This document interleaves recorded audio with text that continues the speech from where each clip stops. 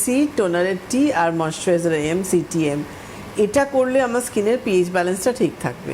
কিন্তু আজকের টপিক যেহেতু আমরা ব্লেমিশেস, মানে ব্লেমিশ কেন হয়, ব্লেমিশ স্পটটা কেন আসছে, এটা সবচেয়ে বড় কারণ থাকে ইউভি রেস। যে পরিমাণে আমাদের গরম মানে এবার পড়েছে, মানে একটু এখন হয়তো 2-1 দিন ধরে বৃষ্টি হচ্ছে, কিন্তু বৃষ্টির সাথে সাথে কিন্তু গরমটা কমছে না। যখন রোদটা উঠছে রোদের তাপটা প্রচণ্ড বেশি। আর বিগত 2-3 মাস মানে এপ্রিল মে জুনের মিডল অবধি আমরা যে হারে রোদের তাপটা পেয়েছি, সেখানে কিন্তু মেলানিনগুলো আমাদের বাড়তে থাকছে।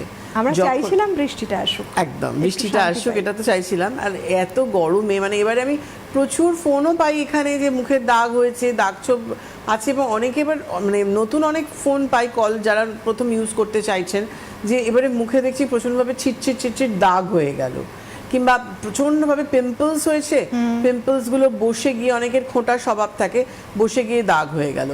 রোদে প্রচণ্ডভাবে ঘুরেছেন, দীর্ঘ টাইম রোদে থাকার ফলে একটা কালো ছোপ পুড়ে যাওয়া দাগ হয়ে গেল। যে কোনো রকম স্পটকেই আমরা যেহেতু ব্লেমিশ বলি। আর বিশেষ করে পুরো দুটো গালে ব্রাউন কালারের একেবারে গোল ব্লাশনের মতো দেখতে লাগে, সেটাকে আমরা মেছেদা বলি, যেটা আমাদের সবচেয়ে বেশি সমস্যার কারণ হয়। কলটা নিয়ে নাও, তারপর বলছি।